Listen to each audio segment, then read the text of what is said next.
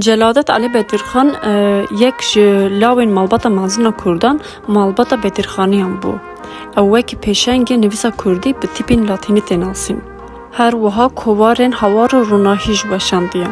Xebatên Celadet bûn bingeha wêjeya kurmanciya hemdem.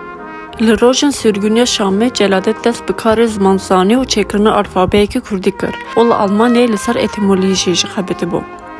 Piştî amadekariyên li 15 Gulana 1932 hejmara yekî hewarê gihand xwendevanan.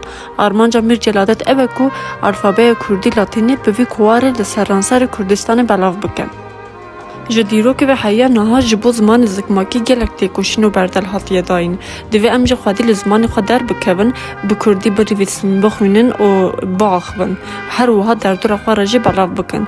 Ji bîr nekin ku heke zimanê me tune bi rastî ji ne nasname ne ji hebûna me heye.